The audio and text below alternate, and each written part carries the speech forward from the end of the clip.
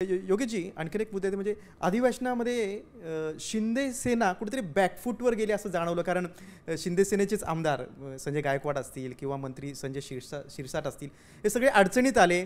एकीकडे म्हणजे भाजप आणि विरोधी पक्ष असेच दोन गोष्टी समोर दिसल्या. शिंदे सेना कुठेतरी बॅकफूटवर आली. आता isakal.com आहे देशातील नंबर 1 ची मराठी न्यूज वेबसाईट. प्रत्येक अपडेटसाठी isakal.com ला नक्की भेट द्या. नाही, शिवसेना कुठेतरी बॅकफूटवरती गेली असं मला वाटत नाही, कारण तुम्ही विधिमंडळातलं परफॉर्मन्स बघा. आरोप करणं हे विरोधकांचं काम आहे. ते आरोप सिद्ध करणं, हे सिद्ध झाले की नाही हे जास्त महत्त्वाचं आहे. आरोप केले म्हणून तो काय व्यक्ती भ्रष्टाचारी होत नाही, फक्त आरोप केले म्हणून तो व्यक्ती काय वाईट होत नाही. आज आरोप करणं ठीक आहे, तो त्यांचा अधिकार आहे. अगदी राजीनामा मागायचा पण करायचा हा त्यांचा अधिकार आहे.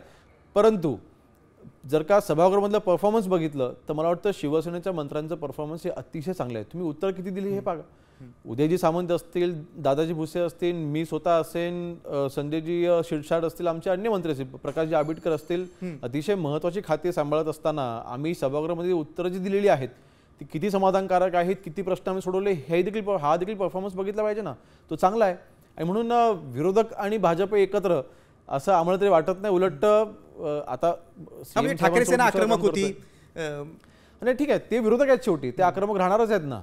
ते आक्रमक 100% राहणार आणि ते कदाचित असं भासवायचा पण प्रयत्न करतील, ते असं वातावरण निर्मिती करायचा प्रयत्न करतील की बघा भाजप आम्हाला सपोर्ट करते आणि आमच्या भाजपमध्ये काय वाद निर्माण होते याची ते वाट बघतायत. कारण आम्ही तिथून शिवसेना तिथून बाहेर पडली तर उद्धवजींना तिथे पुन्हा येता येईल, त्याशिवाय त्यांना चान्स नाही.